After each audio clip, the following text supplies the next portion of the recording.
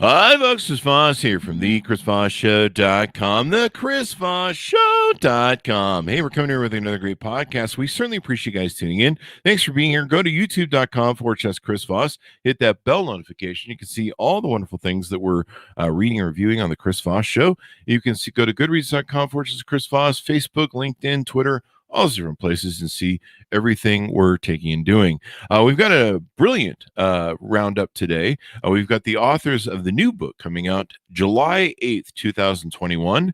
The name of the book is called The Key Man: How the Global Elite Was Duped by a Capitalist Fairy Tale. This is going to be a pretty interesting read to talk about today.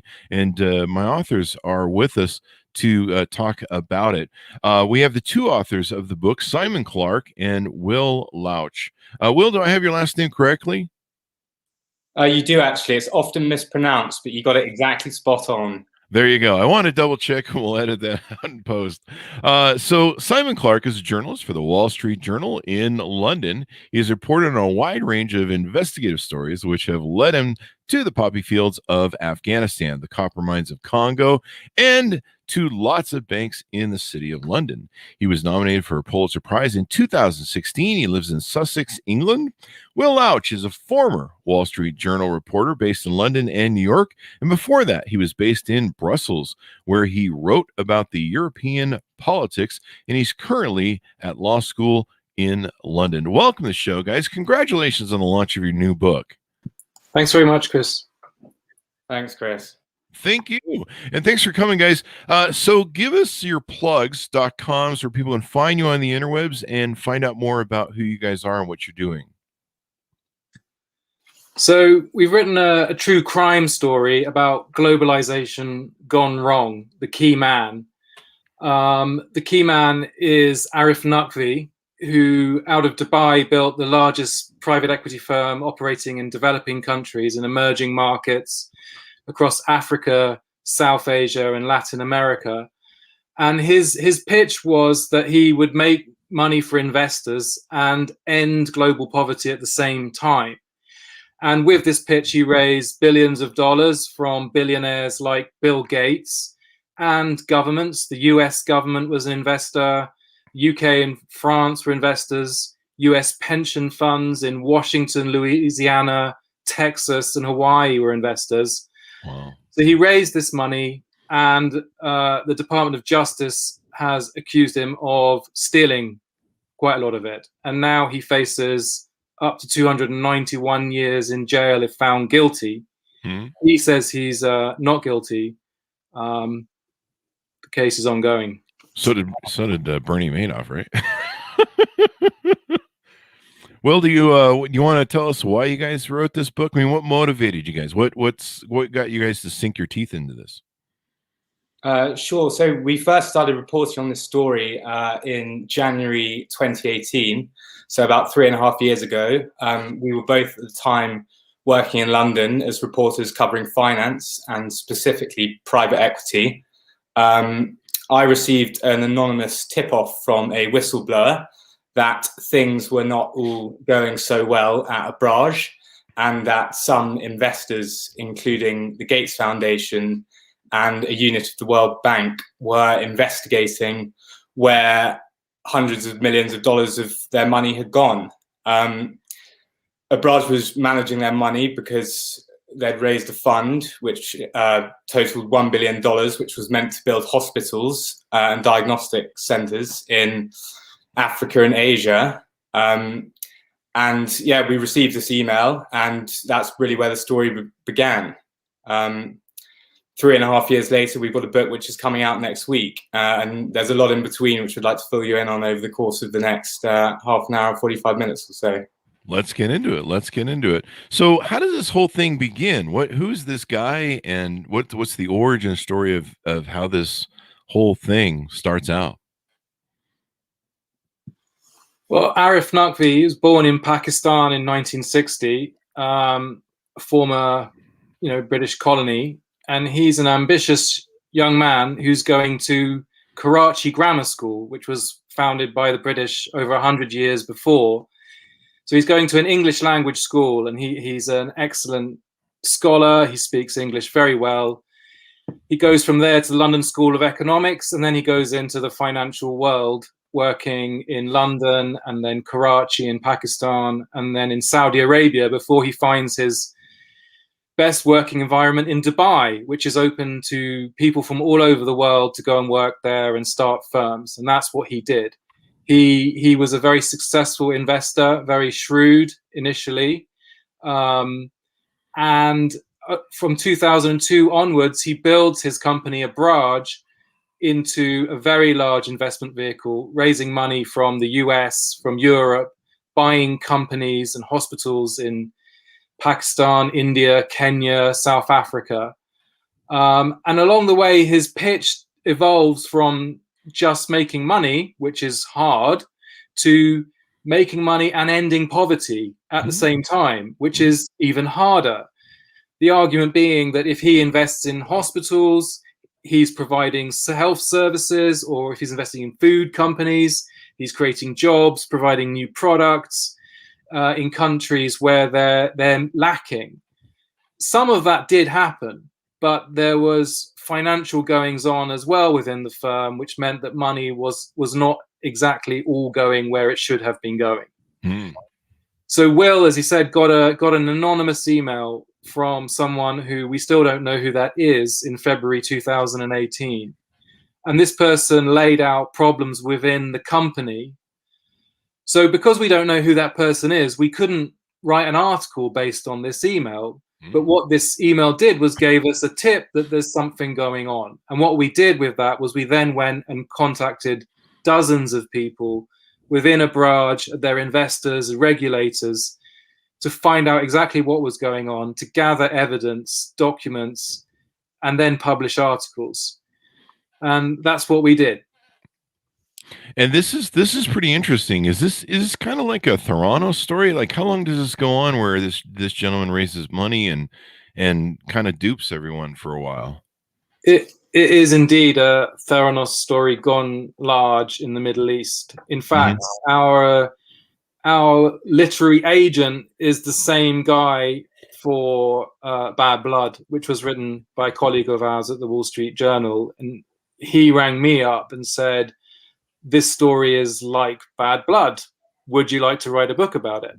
And so we said yes. So it wasn't actually our idea to write the book. It was actually our agents. Oh, wow. There you go. Yeah. So is this a big story? Because a lot of us haven't heard about this story in America, and of course we've been kind of busy with our own kind of newsmakers. But is this a big story overseas in England, Dubai, or is this still coming out, or are these billionaires kind of trying to keep it quiet because it's embarrassing? It's a very big story in Dubai because Abraj was like the spirit of Dubai. Arif is a very articulate public speaker. And like many private equity tycoons, he enjoyed publicity and being on the public stage. He was a constant presence at Davos, the World Economic Forum, and in other forums around the world. The story went large in 2018 when we put it on the front page of the Wall Street Journal about the alleged fraud and theft and bribery that had gone on. The issue is that private equity is a very secretive industry, and none of the investors want to talk about it publicly for two reasons. One is there's a huge amount of ongoing litigation. So there's a criminal indictment of 6 senior executives. The SEC has also launched a civil case. So none of these investors, the World Bank, the Washington State Pension Fund, the Gates Foundation, UK government, Bank of America, none of them want to talk about this for that reason. They also don't want to talk about it because I think they don't want to attract attention to it because it makes them look like they possibly weren't doing their jobs as well as they should have been doing. We think it's a very important story because capital money moves around the world. The US is the beating heart of the global economy, and money is moving in and out of the United States for various reasons. And it needs to do that in a proper way. And we're trying to shine a light on some very dark corners of the global economy to show how money is misused, how it can be used to genuinely promote living conditions in countries where conditions are not great, and how sometimes people are hijacking those financial flows for their own gain. Wow. And so it was a lot of this money that was donated to like charities and stuff to give to, Bill Gates, and say, give that to that other guy. And that's one of the things that's really surprising about this whole thing or controversial maybe, is because this was money that people donated at goodwill to the foundations or something. Or no, the Gates Foundation money is from Bill Gates's personal fortune. It has over $100 billion in it. It also has billions from Warren Buffett. The issue, no, this is all investment capital. It's all money which is seeking a commercial return. The issue is that it was supposed to be deployed to provide demonstrable social improvements as well as a profit. And in some case, and it didn't. And as a result of that, there's a huge loss of trust in the possibility that money can be moved around the world and deployed in a way that is useful. And so how much total has this guy run off with? So allegedly almost as much as $800 million. Wow. If somebody just wants to send me $1 million, they can end poverty and also enrich the world. I'm just saying. But I'm keeping it. I think that shows some of the genius of this man, the fact that he was able to go to some of the world's richest and smartest people and convince them to give him so much money. Like, his story was very seductive. I mean, as Simon has said, like, if I went to you and tried to raise £100 from you, you probably wouldn't give me very much. Arif, I'll already check to you. I'll give you a check. Well, can you please do that after we get off this? But Arif in total managed to raise nearly $14 billion. And so how, one can look at it is, if you look at like the Wolf of Wall Street, for instance, he managed to dupe fairly unsophisticated investors. They were normally, you or me that were looking to make a bit of money with our, with our pension, with our IRS thing, investing money personally. What Arif did, he went to literally people whose entire job it is to invest money sensibly and to make good returns. Like, they didn't have hedge funds as investors, but lots of very sophisticated banks like Bank of America, Goldman Sachs, lots of institutions that are very, very smart. They gave Arif money and, well, they expected to make returns, and now some of the money has gone missing, at least according to the US Department of Justice. This gives me a good idea because I've got that Moderna vaccine here. Let me call Bill. Bill, see if I can get him to pick up here. I'm just kidding. I mean, this is crazy, man. That's a lot of money. So if it hadn't have been for this tipster tipping you guys off, would maybe this still be undercover of whatever? I mean, imagine once the people started filing charges or something, it would come out. Or, well, technically the charges that are filed are because of you guys, right? It would have been hard for this not to have blown up in some way publicly, because there was US government money invested. There was Bill Gates's charitable foundation money invested, and there were US pension fund money. So American firefighters, policemen, teachers, their money was invested in abroad. And that's why these charges have been leveled at the firm. As US authorities take this very seriously. It is possible that if we hadn't been tipped off, it might have sort of imploded in a more secretive way, and people wouldn't really have understood exactly what was going on. But we've spent the best part of 2018 working on this. It took us 6 months from the tip-off to finally get someone to hand over documents, bank statements from within a barge, which proved the theft and the fraud. So it is possible that if we hadn't been working so hard, it would have been a bit of more of a quiet story. And he won the support of President Obama's administration and the chief of the British government. They compared him to Tom Cruise in Mission Impossible. How did that work? He got in with everybody, didn't he? Well, I think that's really part of the again, the genius of him. Like I just said, I used the example of myself trying to raise money from yourself. So how Arif was able to immerse himself within these financial institutions and with governments was because he was incredibly smart.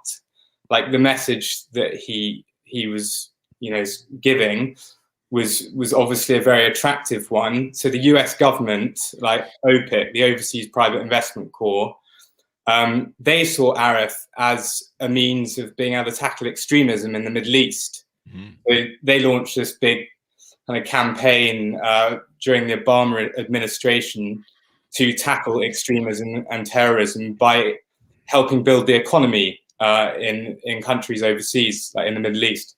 And so how they thought they could do that was by investing money, creating jobs. There wouldn't be so much youth unemployment. And so all the people that would maybe have gone and, joined ISIS would actually have jobs working at software companies, for instance. Mm-hmm. And so Arif positioned himself strategically as a kind of conduit for money from the US government to go to these areas, which obviously had some social issues going on there. Mm-hmm. And so they saw him as a foreign policy tool, effectively.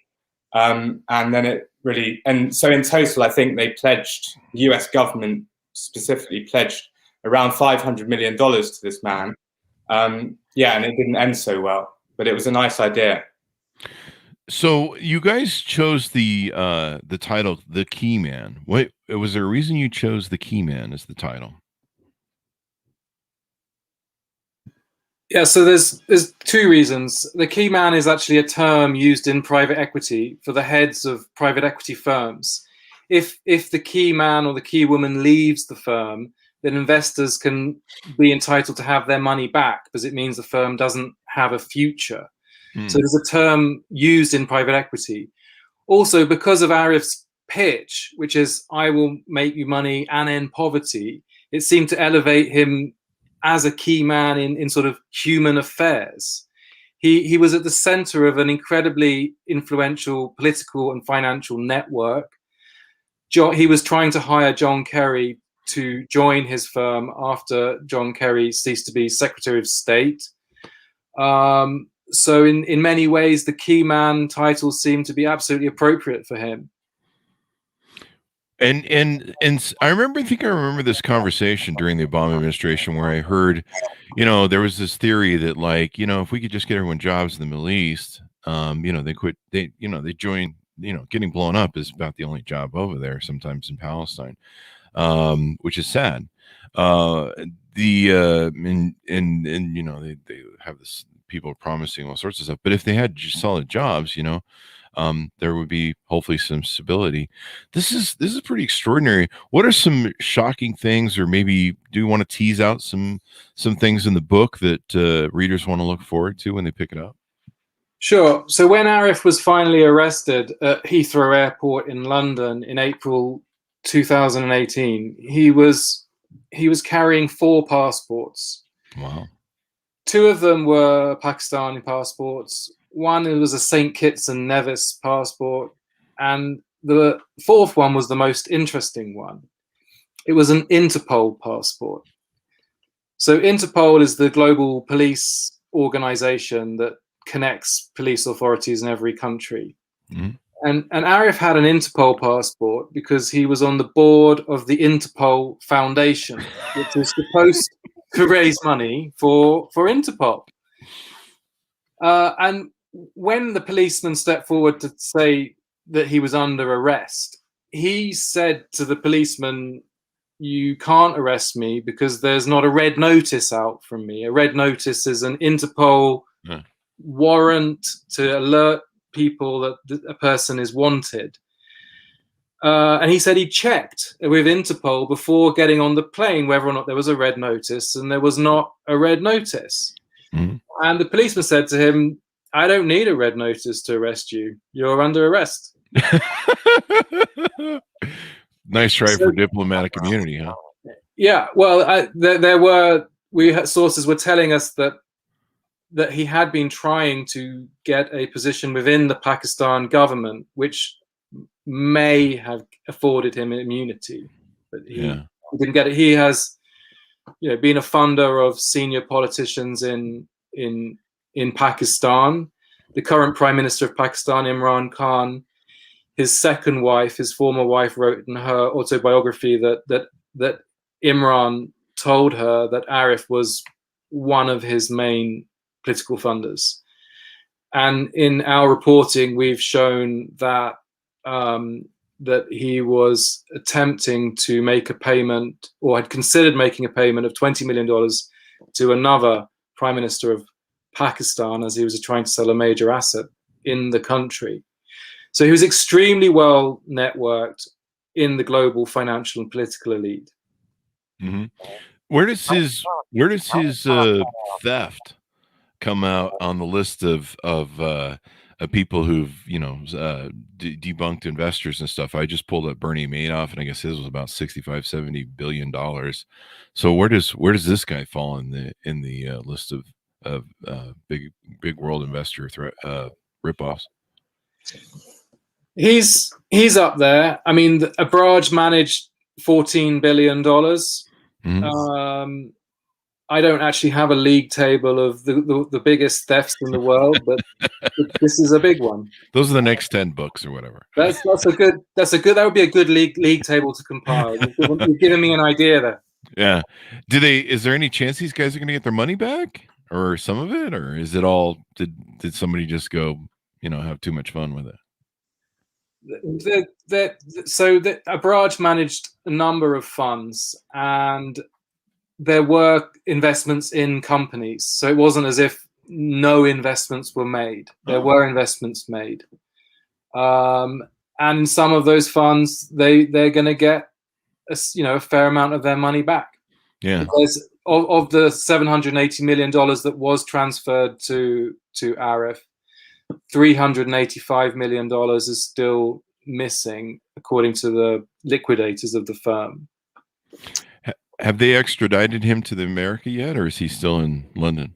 He's still in London. I think he's got one more appeal to the High Court in the UK before he will be. But the Home Secretary in the UK has approved his extradition, so still waiting to see. So the US is going to take precedent on the charges then? The US made the charges. Okay. The UK arrested him on behalf of the US. Mm-hmm. And we're not. I mean, eventually there should be a trial in New York. We don't know when that is, because we don't know if and when he will finally be extradited. Could be next year. Could be the year after. Theranos Elizabeth Holmes' trial is taking a long time to unfold as well. Yeah.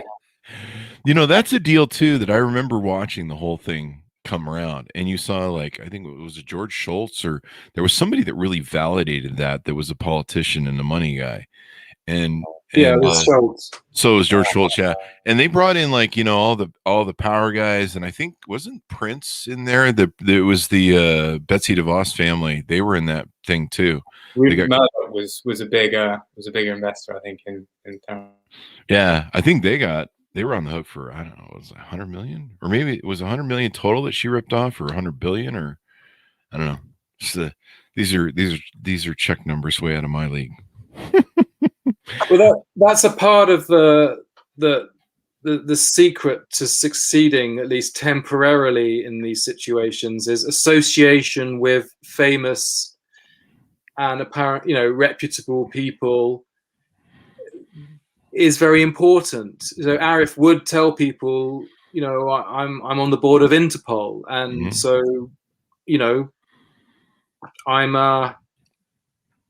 I'm a well-networked person. You can trust me. I mean, He had Bill Gates as an investor in his fund. He had Bank of America. So people took comfort from that. They would say, "Oh, Bill Gates is an investor in a barrage, so it must be okay." There's an element of confidence trick in that, and that you can build and build and build by using that technique until it all falls down. And a big part of Arif's confidence trick as well was his philanthropy. So, like Bill Gates and Warren Buffett have pledged to give away lots of their money. Arif he set up a charitable foundation, which he pledged at least $100 million of his own money. And I think that was like one thing. And so he set up a charitable initiative with Bill Gates in Pakistan. And I think if someone is giving away that much money, it's very difficult to dispute the fact that they would do that. So if I didn't have a lot of money, I wouldn't give away $100 million of it. So I think that probably brought a lot of comfort for people, just his incredibly lavish and generous donations that he made to charity. I've got $100 million I'm giving away. It's just off screen right here. It's right in this general area over here, and I'm giving that away. So Bill, call me, Bill, call me. You're not picking up. How much of this comes down to personality? Because it seems like these guys, Bernie Madoff, there was kind of a Theranos, the Theranos woman kind of had this air of, she tried to take on the air of Steve Jobs, she wore the turtleneck and everything and had this weird sort of diet and stuff. I remember reading it just going, this is cracked out. But people bought into it. And it sounds like this guy was pretty, had one hell of a personality and being able to swindle these folks. Yeah, he's very charismatic. He's very articulate, very cultured, very intelligent.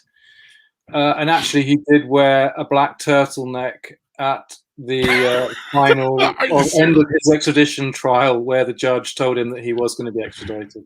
In your turtleneck, too. People normally go one of two ways. Like Bernie Madoff was super secretive, never really did any press at all. Whereas Elizabeth Holmes went very much for the, I'm going to get on stage in front of everyone, tell everyone what I'm doing. Arif was very much in the Elizabeth Holmes school. He was out there. So a good little story from the book is whilst we were preparing to publish our first story and we're contacted, Abraj and the firm to let them know that we're preparing a story about Arif allegedly misusing Bill Gates' foundation's money.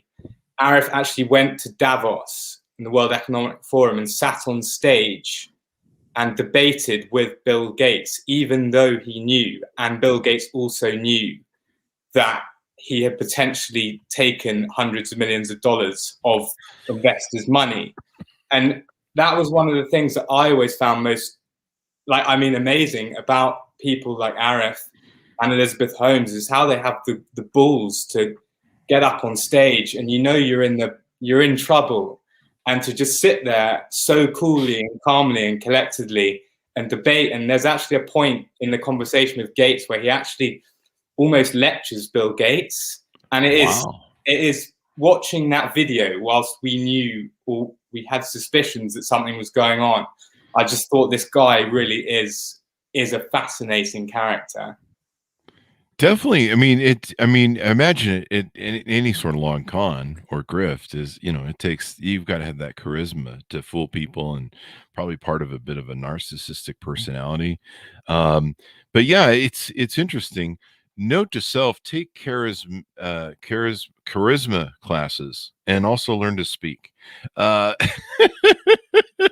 So this is quite interesting. Do you see him basically going to jail? This is locked down. It's just a matter of going through the courts then. Is there any ambiguous nature to this that he might be able to find a way to wiggle off? Well, he's innocent until proven guilty in a court of law.